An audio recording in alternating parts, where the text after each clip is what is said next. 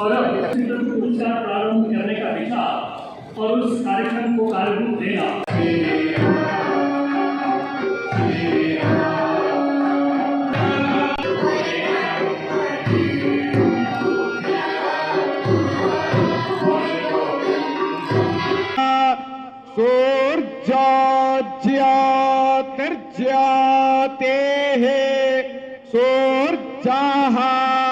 जुड़ता है तो मुझे लगता है कि उसके लिए अग्रसर है माननीय लेफ्टिनेंट गवर्नर साहब की सरकार, और खसूसन तौर पर उनको मेरी मुबारक इस जनता जनार्दन जम्मू और अखनूर की जनता की तरफ से, जो 35 साल के बाद वहां शैया कम्युनिटी जो है वो मुहर्रम पे अपना ताजिया निकालती थी, वो पॉलिटिकल गवर्नमेंट भी 35 साल में श्रीनगर में और कश्मीर में नहीं निकाल सकी। उसके लिए आपको बहुत बहुत साधुवाद भी और मुबारकबाद भी। और अब मैं एक दो चाहता तो नहीं था, लेकिन आप से ही हम ये अपेक्षा भी करते हैं। आपने माता वैष्णो देवी यूनिवर्सिटी में संस्कृत के जो डिपार्टमेंट है उसको सुचारू रूप से आगे बढ़ाया है और उसमें सीट भी कुछ अनाउंस की है। सिगड़ा के गुरुकुल में भी आपने देखा त्रिपुटी का जो भव्य मंदिर, और आप बहुत से लोग वहां पे जा रहे हैं। और उसी के साथ जो अमरनाथ यात्रा के लिए यात्री भवन बन रहा है, इसी तरह से रामबन में यात्री भवन और पंथा चौक में शिवपुरा के साथ एक भव्य यात्री भवन और उसके साथ एक भव्य मंदिर का निर्माण हो रहा है। आपको पता है कि 1947 के बाद हमारा जो शारदा पीठ का मंदिर था, जो इस तरफ भी था टीटवाल में, वहां भी मूर्ति स्थापना भी हुई और आज विधिवत तरीके से उसकी जो है उपासना भी हो रही है। और नौजवानों को मैं ये कहूंगा कि आज एक बहुत बड़ी डीप डिजाइन है हमारे नेबरिंग कंट्रीज के। मैं कंट्री नहीं कह रहा हूं, कंट्रीज कह रहा हूं, देश नहीं कह रहा, देशों की बात कर रहा हूं कि हमें नशे से वो अब कमजोर करना चाहते हैं। हम इतने शास्त्र बल में और अपनी बुद्धि में और ताकत में हम इतने बलवान हैं कि आज दुनिया में कोई भी मुल्क हमारा सामना नहीं कर सकता, लेकिन पीठ के पीछे से वो हमारी आने वाली जनरेशन को ड्रग अब्यूज में इन्वॉल्व करके हमने वो ड्राइव भी यहां शुरू की है। लेकिन मेरी आपसे आज के दिन पे ये आप प्रतिज्ञा लेके जाएंगे कि आप विसल ब्लोअर बने। बहुत अच्छी एडमिनिस्ट्रेशन है यहाँ, लॉ इन्फोर्समेंट एजेंसियां हमारी बड़ी सतर्क हैं, लेकिन आप लोगों का भी तो जिम्मेदारी है, समाज की भी। योगदान किया है और अपने निहित कर्तव्यों का पालन भी किया है। पुरस्कार समारोहों में महान विभूतियों को सम्मानित करने के अलावा एक दूसरा उद्देश्य भी छिपा होता है, और वह उद्देश्य ज्यादा महत्वपूर्ण है। वो उद्देश्य है नई पीढ़ी को प्रेरणा प्रदान की जाए और समाज में समारोह के माध्यम से नई ऊर्जा का संचार किया जाए। सामवेद कहता भी है कि ऐसा तप करो कि आप सूरज के समान प्रकाशमान बनो, अहम सूर्य युवाजनी, ताकि आपका वैभव समाज को उत्तम फल प्रदान करे और नई चेतना का भी संचार करे। मैं मानता हूं कि इस मामले में जम्मू कश्मीर सौभाग्यशाली है, जिसे बाबा अमरनाथ, मां वैष्णो देवी का आशीर्वाद मिला है, और श्यामलाल जी, कपिल जी, महंत रोहित शास्त्री जैसे कर्मयोगी भी हैं, जिन्होंने इस सनातन परंपरा के संरक्षण और समाज के जन जन की सेवा के लिए अथक प्रयत्न भी किया है। अगर सनातन के सांस्कृतिक मूल्य शरीर हैं तो यकीन मानिए उसकी आत्मा संस्कृत है। और रोहित शास्त्री जी ने अनेक कार्यक्रमों में मुझे शामिल होने का अवसर दिया है, इसके लिए भी मैं उनका आभारी हूँ। संस्कृत को आम जन तक कैसे पहुंचाया जाए और सामान्य आदमी के बोलचाल की भाषा संस्कृत कैसे बने, ये एक बड़ी चुनौती मैं हर बार कहता हूं संस्कृत के विद्वानों के लिए है। और जब तक ये जन भाषा नहीं होगी, आम आदमी से बोल और समझ नहीं पाएगा। मुझे लगता है कि तब तक चाहे हमारे की झाजी ठीक कहे छिए कि गलत कहे छिए, उधर संस्कृत के विद्वानों को इसके लिए मैं विनम्रतापूर्वक निवेदन करूंगा कि इसके लिए प्रयास करने की जरूरत है।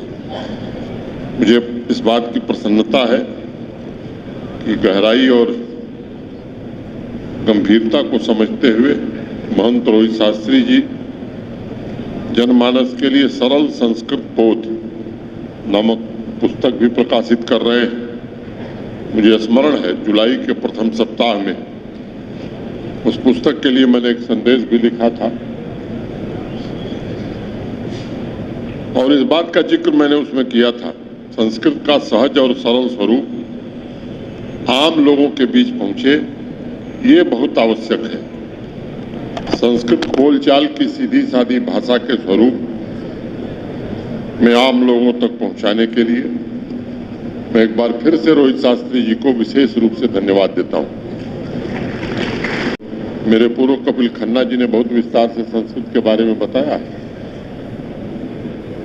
लेकिन एक दो मिनट में कुछ इतर बातें कह के मैं अपनी बात खत्म करूंगा। एक मिनट आप कल्पना कर लीजिए कि संस्कृत रीति रिवाज पूजा पद्धति की भाषा नहीं है, और इस कल्पना के बाद सोचिए कि फिर संस्कृत में क्या बचता है। और जब जो बात मैं कह रहा हूं कि रीति रिवाज पूजा पद्धति की भाषा संस्कृत नहीं है, ये मान लीजिए और फिर विचार करिए कि संस्कृत में बचता क्या है। मैं आपको कहना चाहूंगा कि दुनिया में जितनी भी ज्ञान प्रणालियां हैं, प्रज्ञा है, वो मैथ हो, मेडिसिन हो, बॉटनी हो, केमिस्ट्री हो, फिजिक्स हो, ह्यूमैनिटीज हो, आर्टिफिशियल इंटेलिजेंस हो, का विस्तृत द्वार खुल जाता है। समाज में सबसे बड़ी समस्या अपने विरासत को सजोकर रखने की है। सदियों से हमने संस्कृत को पूजा पद्धतियों के बियॉन्ड देखने का काम नहीं किया, उसकी ख्वाहिश भी बहुत सारे लोगों ने नहीं रखी, जिज्ञासा भी नहीं दिखाई। हम भूल गए कहीं न कहीं कि कौटिल्य, चरक, सुश्रुत, वराहमिर, ब्रह्मगुप्त, भास्कराचार्य जैसे प्रकांड विद्वानों के वंशज होने के साथ साथ हम उनके उत्तराधिकारी हैं, उनकी विरासत के उत्तराधिकारी हैं। दुनिया के जिस देश का नाम ले लीजिए, अमेरिका, जापान, इंग्लैंड, जर्मनी, आज वहां का युवा संस्कृत की महान ज्ञान प्रणालियों पर शोध कर रहा है, रिसर्च कर रहा है। हमें अपनी शानदार विरासत पर कुछ लोगों को शर्म आता है और कुछ लोग उसे सीमित जानबूझ करके रखना चाहते हैं। अमेरिका की स्पेस एजेंसी नासा का कहना है कि संस्कृत अभी, बताया अभी कपिल खन्ना जी ने, एकमात्र भाषा है जो आर्टिफिशियल इंटेलिजेंस के लिए सबसे बेहतरीन कंप्यूटर कोड विकसित कर सकती है। लेकिन हम अभी भी संस्कृत को संकीर्ण दायरे में देख रहे हैं। हमें सोचना होगा ऐसा क्यों है। मैं समझता हूं कहीं न कहीं जो कॉलोनियल माइंडसेट के शिकार हम में से बहुत सारे लोग रहे, उससे अब हमें बाहर आने की जरूरत है। आपको याद होगा पिछले वर्ष लाल किले से प्रधानमंत्री जी ने एक बात कही थी और देश के नागरिकों का आह्वान किया था, पंच प्रण में एक संकल्प यह भी होना चाहिए कि हमारे मन या हमारी आदतों में गुलामी का लेस मात्र भी अंश न हो और हमारे अंदर की भावनाओं को गुलामी की जंजीरों से जो जकड़ रखा गया है इसे हम निश्चित रूप से इससे बाहर हों। ये तीसरापन था। हमें अपनी विरासत पर गौरव महसूस करना चाहिए, क्योंकि यही वो विरासत है जितने भारतवर्ष को अतीत में स्वर्णिम काल दिया था। यही विरासत भारत को पुनः दुनिया का सबसे शक्तिशाली राष्ट्र बनाने में मदद करेगी। मैं आपको एक बात कह सकता हूं कि प्रशासन की तरफ से संस्थाओं और व्यक्तियों को सहायता मिले, इसका जरूर ध्यान रखा जाएगा। इस बात को सदैव ध्यान रखिएगा कि संस्कृत विश्व के सभी भाषाओं की जननी मात्र नहीं है, बल्कि ये सजीव रूप से समाज की प्रतिभा है और जम्मू कश्मीर को समृद्धि के मार्ग पर ले जाने का माध्यम भी संस्कृत ही बनेगी। इस अवसर पर मैं इस बात का भी जिक्र करना जरूरी समझता हूं कि 3 वर्षों में 7 अगस्त को मेरा 3 वर्ष पूरा हो जाएगा। कोशिश की गई है कि जम्मू कश्मीर में विकास भी हो, शांति भी रहे, अमन और भाईचारा भी रहे और रूल ऑफ लॉ भी कायम रहे। मुझे लगता है कि ये समय तय करेगा, लेकिन ईमानदारी से, शिद्दत से ये कोशिश की जा रही है कि जम्मू कश्मीर भी जब योगदान अपने अनुपात में दे सके, इसकी हर कोशिश की जा रही है। मैं आप सबके प्रति हृदय से कृतज्ञता ज्ञापित करता हूं, आदरणीय स्वामी जी के चरणों में प्रणाम करता हूं। और आपने मुझे ध्यान से सुना। 2-3 दिन से बुखार आ रहा था, इसलिए मैं अपनी मूल आवाज में नहीं बोल पा रहा हूं। मैं आप सबको हृदय से धन्यवाद देते हुए मैं अपनी बात पूरी करता हूं। धन्यवाद। जय संस्कृत।